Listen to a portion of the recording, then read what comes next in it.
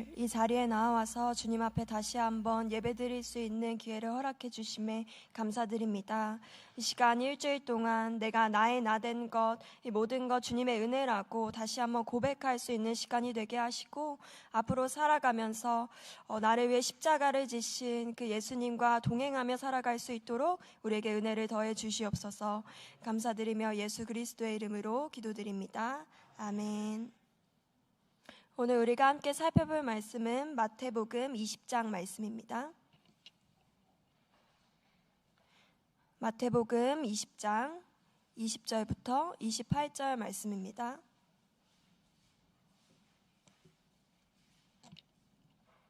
마태복음 20장 20절부터 28절 말씀. 우리 다 찾으셨으면 제가 한 절, 여러분이 한 절 교독하시고 마지막 절은 합독하겠습니다. 그때에 세베대의 아들의 어머니가 그 아들들을 데리고 예수께 와서 절하며 무엇을 구하니?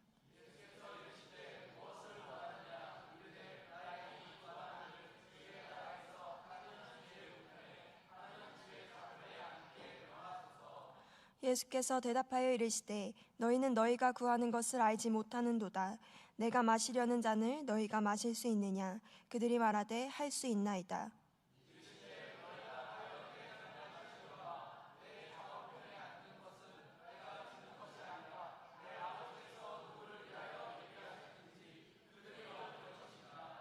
열 제자가 듣고 그 두 형제에 대하여 분이 여기거늘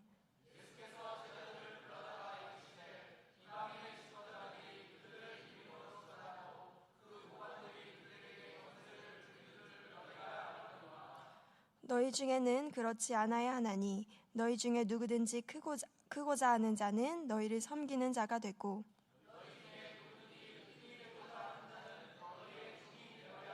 함께 인자가 온 것은 섬김을 받으려 함이 아니라 도리어 섬기려 하고 자기 목숨을 많은 사람의 대속물로 주려 함이니라. 아멘. 할렐루야. 오늘 이 자리에 나오신 여러분을 진심으로 환영합니다. 세상에서 불금이라는 용어를 사용하는데요, 불타는 금요일이라는 뜻입니다. 세상에서는 이 금요일 시간이 일주일 동안 고된 노동을 한 후에 오늘은 퇴근하고 밤 늦게까지 불타게 신나게 놀자 하는 것이 법칙이기 때문에 이런 용어가 나온 것이죠. 그런데 이 자리에 오신 여러분은 성령의 불을 기대하고 나오신 줄을 믿습니다. 그래서 이렇게 함께 축복했으면 좋겠습니다. 우리도 불태웁시다. 우리는 불태웁시다.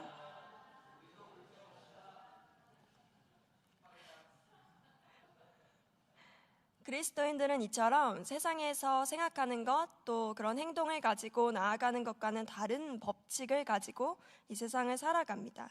그러기 위해서는 가장 기본적인 우리가 가진 본능까지도 내려놓아야 할 때가 있는데요, 오늘 제목에 나오듯이 입신양명의 욕구 역시도 그 중에 하나입니다. 입신양명이란 설립, 몸신, 오를 양, 이름 명자를 써서 출세하여 이름을 떨치다 라는 뜻을 가집니다. 세상에서 1등만 알아주는 더러운 세상, 이렇게 얘기하는 것을 저도 본 적이 있는데요, 어쩌면 이런 세상을 살아가면서 나의 지위, 그리고 내가 으뜸이 되는 것, 잘 나가는 것에 관심을 가지는 것은 어쩌면 생존을 위해서는 바람직한 일이라고도 생각할 수 있겠습니다. 그런데 문제는 이것이 세상에서는 매우 당연한 법칙이지만 예수님께서는 성경에서 우리에게 전혀 다른 법칙을 제시하신다는 겁니다. 입신양명은 사람의 기본적인 본능임이 분명하지만 하나님의 왕권 아래서 다스림을 받는 백성들, 즉 천국, 하나님 나라에 속한 백성들은 그렇게 살아서는 안 됩니다. 오늘 본문에서 예수님께서는 어디에 계시느냐? 예루살렘으로 올라가는 길에서 이 말씀을 하셨다고 합니다. 십자가를 지기 위해 예루살렘에 입성하고 계신 그 장면이죠. 그러면서 오늘 본문에 앞선 18절과 19절에서 당신의 죽으심과 부활에 대해서 세 번째로 이르시는 장면이 나오는데요. 보라, 우리가 예루살렘으로 올라가노니 인자가 대제사장들과 서기관들에게 넘겨짐에 그들이 죽이기로 결의하고 이방인들에게 넘겨주어 그를 조롱하며 채찍질하며 십자가에 못 박게 할 것이나 제3일에 살아나리라. 아멘. 여기서 빨간 색깔로 강조된 우리가 예루살렘으로 올라가노니 라는 이 말씀을 통해서 예수님께서는 지금 십자가를 지러 예루살렘으로 가고 계신데 그것이 혼자 가시는 것이 아니라 우리, 그러니까 제자들과 함께 걷고 있고 이 사건이 제자들과 같이 이제 함께 나아가는 거라는 사실을 제시하십니다. 그런데 오늘 본문에서 제자들은 어디에 관심이 쏠려 있는가? 분명 예수님께서는 당신께서 죽고 또 부활하신다는 매우 심각하고도 장엄한 사안을 큰 무리 가운데서도 제자들 12제자만 따로 불러서 말씀하신다고 이제 쓰여 있는데요. 아주 진지한 장면이죠. 그럼에도 불구하고 오늘 본문에서 이 제자들은 자신의 입신양명에만 관심이 있습니다. 이런 태도를 봤을 때는 제자의 자격이 없으므로 박탈되어야 마땅한 그런 실망스러운 모습입니다. 그리고 이런 제자들의 모습이 바로 우리의 모습이라는 사실을 오늘 밤 함께 나누고자 합니다. 그러나 예수님께서는 이런 우리까지도 포기하지 않으시고 인내하시며 다시 한번 가르침을 주시는데요. 이 제자도의 내용은 무엇이며 우리가 어떻게 세상 가운데 하나님 나라의 법칙대로 구별되게 살아갈 수 있을지 고난주간을 앞둔 이날에 같은 시점 길 위에 서 있던 이들의 말씀을 통해서 살펴보고 싶습니다. 먼저 첫 번째는 우리가 아무것도 깨닫지 못하기에 예수님을 따라야 한다는 것입니다. 오늘 본문의 20절과 21절 이 두 절을 한 목소리로 읽어보겠습니다. 그때에 세베대의 아들의 어머니가 그 아들들을 데리고 예수께 와서 절하며 무엇을 구하니 예수께서 이르시되 무엇을 원하느냐 이르되 나의 이 두 아들을 주의 나라에서 하나는 주의 우편에 명하소서. 아멘. 오늘 우리가 살펴보고 있는 이 마태복음에서는 특이하게도 자신의 아들들의 입신양명을 요구한 사람을 세베대의 아들의 어머니라고 기록합니다. 세베대의 아들의 어머니는 여기서 한 번 요구한 후에 오늘 본문에서도 대화에서 사라집니다. 그런데 같은 내용을 담은 마가복음에서는 이 입신양명을 요구한 사람들을 세베대의 아들 야고보와 요한이라고 기록합니다. 오늘 본문에서 예수님께서도 그래서 답변하실 때 너희는, 만약에 이게 어머니만 요구한 것이라면 너는 이라고 했을 텐데 너희는 이라며 복수 형태, 그러니까 야고보나 요한 혹은 제자들을 상대로 답변하시기 때문에 우리는 왜 여기서 세베대의 아들의 어머니가 등장했는지 더욱더 미궁 속으로 빠지게 됩니다. 높은 자리를 달라는 요구로 인해 자신이 비난받을 것을 알았던 두 형제가 어머니를 내세워서 대신 요구해 주세요 라고 했던 것인지, 혹은 소위 말하는 어머니의 치맛바람이 셌던 것인지에 대한 다양한 의견이 있지만 이 부분을 우리가 깊이 묵상하기 위해서는 이 세베대의 아들의 어머니가 누구인지를 먼저 입체적으로 살펴봐야 할 것입니다. 세베대의 아들인 야고보와 요한 형제가 처음 예수님께 부르심을 받았을 때 그들은 어부로 지내고 있었습니다. 품꾼들이 있었던 것으로 성경은 기록하는데요. 이것을 보아서 꽤나 부유한 집안 그리고 큰 어업을 하고 있었던 것으로 보입니다. 그런데도 그들은 아버지 세베대와 함께 배에서 그물을 깁고 있다가 예수님의 부르심을 받고는 배와 아버지까지 버려두고 예수님을 따릅니다. 아주 대단한 신앙이죠. 그런데 이때 두 형제뿐만 아니라 기록되어 있지는 않지만 세베대의 아들의 어머니 역시도 자신의 남편과 집안 그리고 지금까지 살아온 고향을 버려두고 예수님을 따랐을 것으로 보입니다. 왜냐하면 마태복음 27장으로 넘어가서 세베대의 아들의 어머니의 흔적을 보았을 때 예수를 섬기며 갈릴리에서부터 따라온 많은 여자, 그리고 그 밑에 56절에는 그 중에 세베대의 아들들의 어머니도 있더라라고 제시하고 있기 때문입니다. 당시의 여자와 어린아이들이 어떠한 취급을 받고 있었는지는 많이 아실 거라고 생각합니다. 한 명의 인격체로 존중받지 못했고 아버지와 남편 등 일을 하는 남자에게 의존하여서만 살아갈 수 있는 게 당시 현실이었습니다. 그래서 사람 숫자로도 계수되지 못했었죠. 그러나 이 세베대의 아들의 어머니는 그런 취급을 받지 못하는 환경에서도 꿋꿋이 예수님을 따라다니며 말씀을 들었습니다. 그리고 예수님이 하시는 기적들을 경험했고 여러 비방 속에서도 예수님을 구주로 섬겼습니다. 그래서 오늘 본문에서 예수님이 예루살렘으로 들어가시는 그 무리 가운데에서 세베대의 아들의 어머니 역시도 예수님을 따르며 사역을 섬겼던 한 명으로 이제 보입니다. 그뿐만이 아닙니다. 오늘 본문에서 세베대의 아들의 어머니가 호소하기 위해 예수님께 나온 그 이미지, 그 모습은 보통 군주에게 나아갈 때 신하가 엎드리는 그런 이미지입니다. 이 어머니는 처음으로 예수님의 왕권을 인정했고, 그리고 그 왕 대신 그분 앞에서 호의적인 배려를 얻고자 시도한 자입니다. 이렇게 생각해 보면 예수님의 왕 대심의 권위를 아주 확실하게 믿고 인정했기 때문에 자신이 요구를 함으로써 주변으로부터 비난받을 것 그리고 모욕받을 것을 알았으면서도 자신의 아들들을 제발 기억하여 달라고 아마 예수님께 호소한 것이겠죠.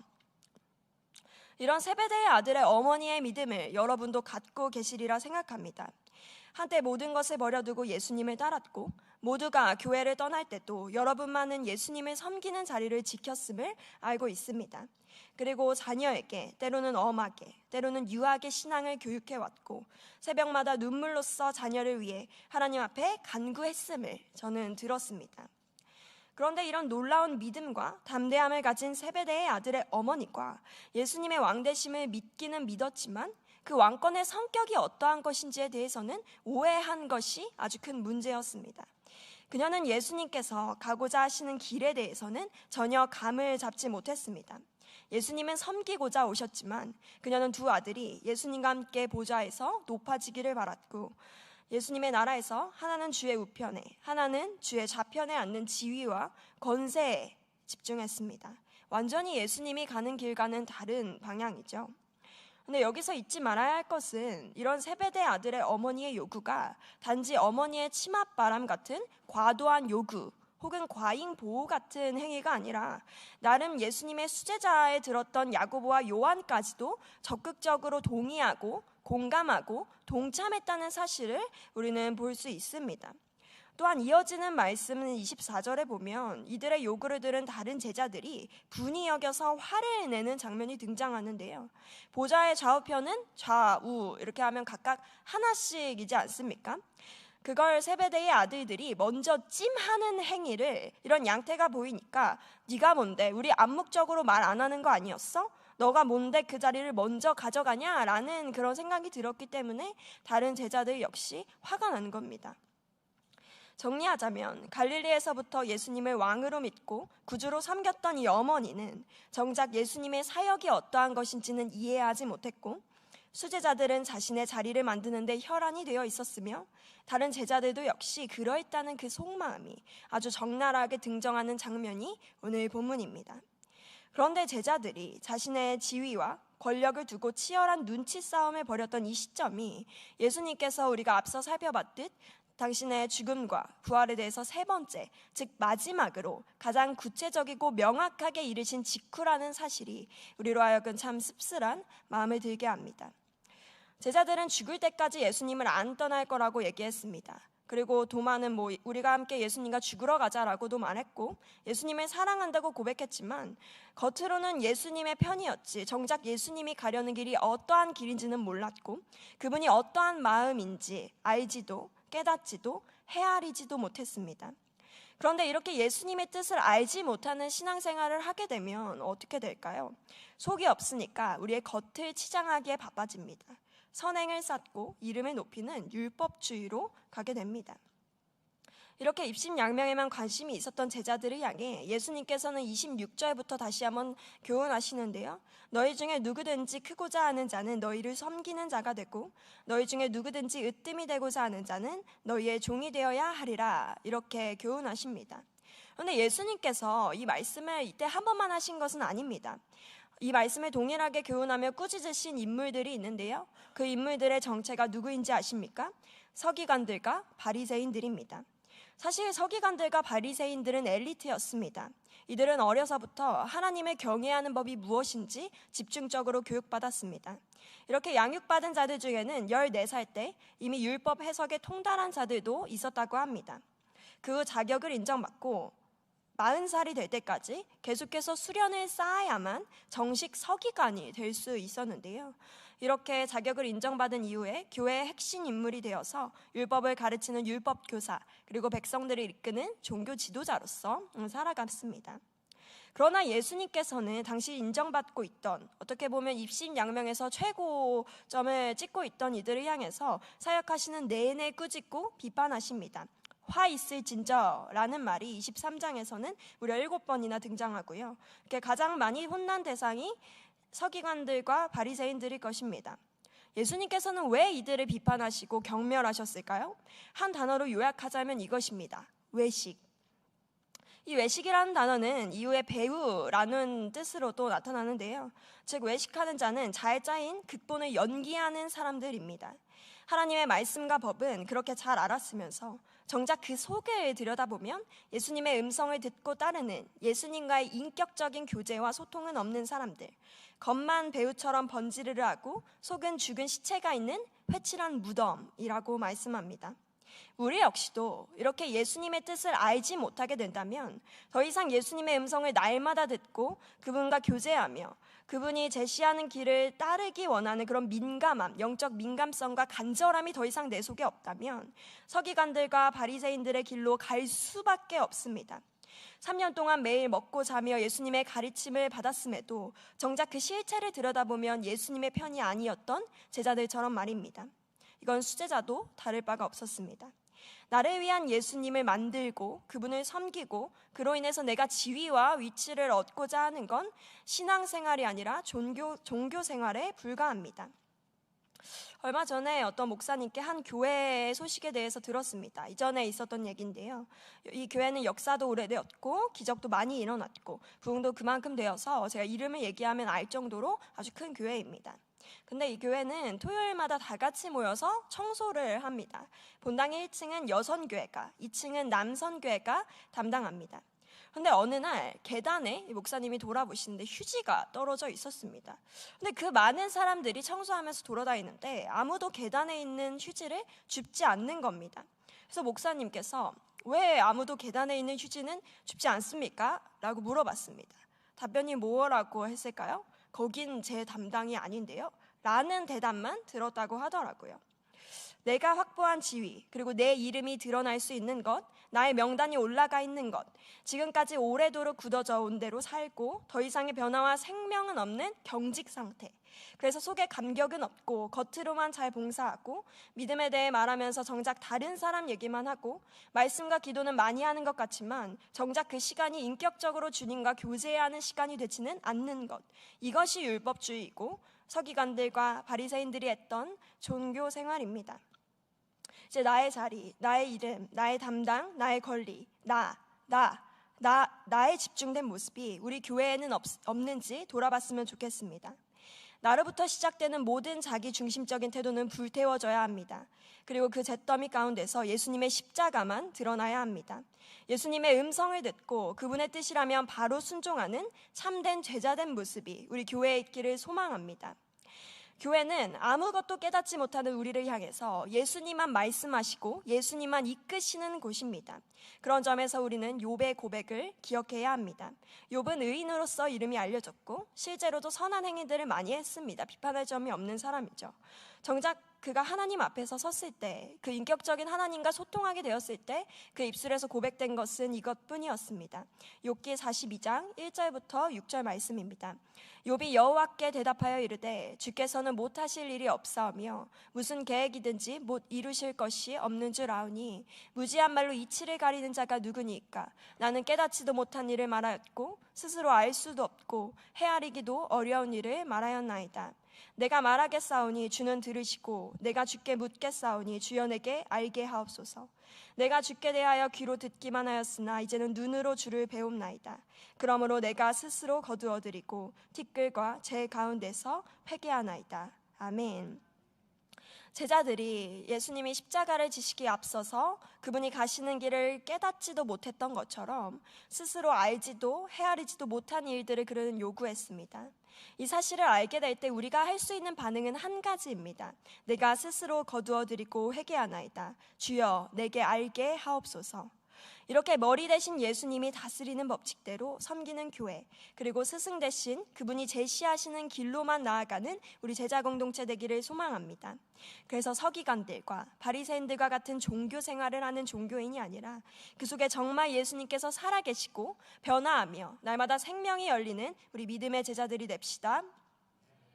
제 두 번째로 우리가 아무것도 행하지 못하기에 예수님을 따라야 합니다.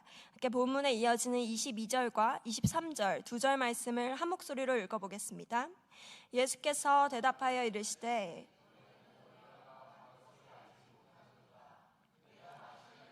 너희가 마실 수 있느냐? 그들이 말하되 할 수 있나이다. 이르시되 너희가 과연 내 잔을 마시려니와 내 좌우편에 앉는 것은 내가 주는 것이 아니라 내 아버지께서 누구를 위하여 예비하셨든지 그들이 얻을 것이니라. 아멘. 이 요구를 했던 세베대의 아들의 어머니는 한 아들은 주의 우편에 그리고 한 아들은 주의 좌편에 앉기를 원했습니다. 이에 예수님께서는 이 세베대의 아들들, 그러니까 야고보와 요한을 향해서 내가 마시려는 잔을 너희가 마실 수 있느냐? 라고 질문하십니다. 여기서 잔은 예수님이 당하실 고난을 의미합니다. 그러자 세베대의 아들들의 대답은 어떻습니까? 할 수 있나이다. 이렇게 자신 있게 대답합니다. 하지만 우리는 이미 이들의 사건을 알고 있기 때문에 이 세베대의 아들들이 어떻게 행동했는지 알고 있습니다. 어떠한 제자들도 예수님이 십자가를 지실 때 함께 그 잔을 마시지 못했습니다. 누구도, 그 어떤 수제자도 그러지 못했습니다. 그렇다면 예수님께서 이렇게 잔을 마시고 사명을 감당하실 때 그 옆에는 도대체 누가 있었을까요? 세베대의 아들의 어머니는 이에 대한 충격적인 결과를 자신의 두 눈으로 마주하게 됩니다. 예수님께 두 아들의 자리를 요구한 이후에 전혀 등장하지 않던, 우리 본문에서도 한 번도 등장하고 언급되지 않던 그녀가 다시 등장하는 장면이 있습니다. 그것은 십자가 앞입니다. 마태복음 27장으로 넘어가서 55절과 56절을 아까 읽었지만 한번 읽어보겠습니다. 시작. 예수를 섬기며 갈릴리에서부터 따라온 많은 여자가 거기 있어 그 중에는 막달라 마리아와 또 야고보와 요셉의 어머니 마리아와 또 세베대의 아들들의 어머니도 있더라. 아멘. 이 여자들이 멀리서 바라보고 있는 그 장면은 예수님께서 십자가에서 죽으신 장면입니다. 그녀는 이전에 당당하게 두 아들이 예수님의 좌우편에 있기를 간구했습니다. 그런데 전혀 상상치도 못했던 예수님, 왕 대신 예수님께서 앉으신 그 보좌의 정체가 자신의 눈앞에 펼쳐지는데요. 왕이신 예수님께서 그 십자가에 못 박히셔서 죽으신 모습, 그런 줄도 모르고 나는 내 두 아들을 예수님의 양옆 자리에 앉게 해달라고 했다니, 그녀는 스스로의 무지와 부끄러움으로 인해 더욱더 큰 충격을 받고 바라보고 있었을 것입니다. 왜냐하면 자신이 요구했던 예수님의 좌우편에 지금 자리한 이들은 할 수 있나이다 하면서 자신 있다 했던 자신의 아들들도 아니었고, 그들을 시기했던 다른 제자들도 아닌 이름도 알지 못하는 두 강도였기 때문입니다. 37절과 38절에는 이렇게 기록됩니다.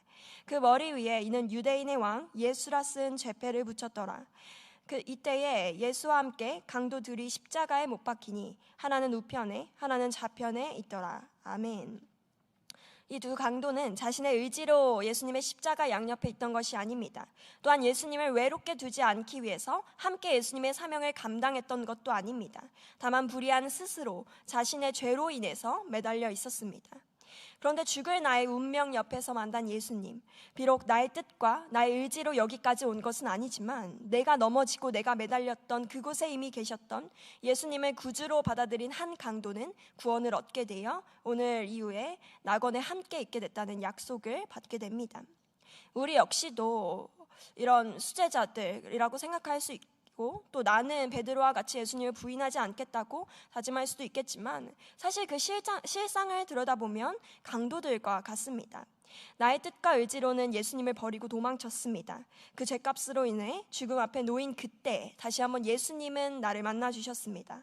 바로 거기서 그제서야 나는 주님을 구주로 고백했고 나를 기억해 주세요 라는 그 하나의 소망을 기도할 수 있게 되었습니다. 거기로부터 우리의 구원이 시작되었습니다. 나는 아무것도 행하지 못합니다. 나는 주님의 잔을 마실 수 없습니다. 나는 주님께서 함께 가자고 너희는 깨어있을 수 없냐고 나를 위해서 기도할 수 없냐고 하실 때도 졸고 있었습니다. 하지만 나는 아무것도 행하지 못하고 나는 하기 싫은 일이며 누구도 인정하지 않는 가장 낮은 일, 그리고 그것은 가장 사랑하는 자가 했던 그 예수님의 섬김이었습니다. 이 예수님의 섬김을 의지해서 우리는 구원을 대신 얻게 되었습니다.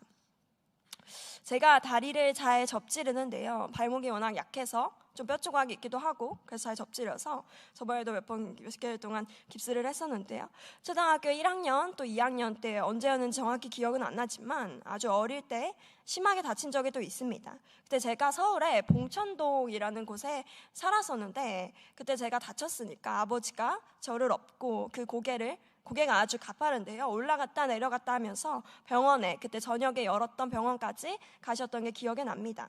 저녁이었기 때문에 동네 병원도 안 열었고 아버지께서도 마음이 급하니까 그러셨던 것 같은데, 그때만 생각하면 내가 얼마나 아팠지? 내가 몇 개월 동안 깁스했었지? 거기가 어떤 병원에서 어떤 분위기였지? 라는 것들은 전혀 기억나지가 않습니다. 그런데 아버지가 저를 업어주시고 그 언덕을 오르셨다가 내려가셨다는 그 생각을 하면 힘이 나는 것이죠. 내가 얼마나 잘 업혀 있었는지 알아? 라고 자랑할 것은 하나도 없습니다. 그 자랑하는 사람은 아무도 없을 겁니다. 이렇게 나를 업어주신 분이 계십니다. 나를 대신하여 지신 예수님의 십자가를 우리가 묵상할 때 나의 이름이 이 땅에서 높아지는 것보다 내가 얼마나 봉사를 잘하고 있고 내가 얼마나 예수님을 위해 많은 사람을 전도했고 내가 예수님을 위해 얼마나 내가 헌신했는지, 이것보다 주님을 높이고 싶고 주님의 이름을 드러내고 싶으며 그 주님으로 말미암아 힘을 얻고 싶다는 기도가 나옵니다. 내가 드러나는 것이 아니라 헤아릴 수 없는 이 크신 십자가의 은혜 앞으로 나아가 무릎 꿇는 공동체, 바로 거기에 힘이 있고 소망이 있습니다. 이렇게 내가 할 수 없는 것, 나는 행하지 못했지만 나를 대신해서 이루신 예수님의 은혜를 의지해서 나아가는 우리 공동체 되기를 소망합니다. 이제 마지막으로 나는 아무것도 이루지 못하기에 예수님을 따라야 합니다. 다 같이 오늘 본문의 마지막 절인 28절 말씀을 한 목소리로 읽어보겠습니다. 인자가 온 것은 섬김을 받으려 함이 아니라 도리어 섬기려 하고 자기 목숨을 많은 사람의 대속물로 주려 함이니 아멘. 주님의 뜻을 깨닫지 못한 자들, 그래서 자신이 있어 했지만 결국은 사명을 행하지 못한 자들, 이러한 제자들에게 주신 이 예수님의 은혜는 묵상하면 할수록, 깊이 알면 알수록 우리로 하여금 감사한 마음을 들게 합니다. 그래서 오늘 마지막 이 본문전에 나오는 제자도의 연장선에 대해서 나누고 마치려고 합니다. 예수님은 오늘 이 본문 말씀을 주시기 전에 대조되는 두 인물을 제자도에 대해서 설명하시면서 소개하시는데요, 먼저는 어린아이입니다. 마태복음 19장 13절부터 14절에서 이렇게 나와 있습니다. 그때의 사람들이 예수께서 안수하고 기도해 주심을 바라고 어린아이들을 데리고 오매 제자들이 꾸짖거늘 예수께서 이르시되 어린아이들을 용납하고 내게 오는 것을 금하지 말라. 천국이 이런 사람의 것이니라 하시고 아멘. 여기서 어린아이들은 중고등학생 정도 되는 책임을 스스로 질 수 있는 어린아이가 아니라 아주 어린아이, 유아들, 아기들을 의미합니다. 그러므로 어린아이와 같이 순진한 것, 순수한 것, 그리고 천연덕스러운 태도가 필요하다라는 말씀을 많이 들어보셨을 텐데요, 이런 태도가 아이들을 지금 칭송하고 있는 것은 아니고 바로 이 아이들, 스스로 책임질 수 없는 아이들의 무력함이 지금 강조되고 있는 것입니다. 우리는 순진하지도 않고 예수님을 간절히 바라는 어린아이와 같지도 않으며 우리는 느리고 의심하며 비겁합니다. 그러나 이런 우리가 결여된 것들, 예수님의 뜻을 알지도 못하고 깨닫지도 못하고 그분의 사명을 행하지도 못하고 아무것도 이루지 못하는 것에 대해서 복이 선언됐습니다. 작고 무력한 그대로 주님께서는 우리를 안아주셨으며 이 말씀대로 용납하셨고 그 누구도 막을 수 없는 천국을 주시겠다고 선언하셨고 이미 그렇게 이루셨습니다. 여기서 내가 이룬 것이 무엇이 있습니까? 아무것도 없습니다. 오직 비어있는 손이 채워질 수 있는 것이기 때문에 어린아이들은 모범이 되는 제자도로서 예수님께서 소개하고 계십니다. 반면 대조적인 인물이 있습니다. 그 인물은 부자 청년입니다. 이어지는 20절부터 22절 말씀입니다. 그 청년이 이르되 이 모든 것을 내가 지켰사온데 아직도 무엇이 부족하니까? 예수께서 이르시되 내가 온전하고자 할진대 가서 내 소유를 팔아 가난한 자들에게 주라. 그리하며 하늘에서 보화가 내게 있으리라. 그리고 와서 나를 따르라 하시니 그 청년이 재물이 많음으로 이 말씀을 듣고 근심하며 가니라.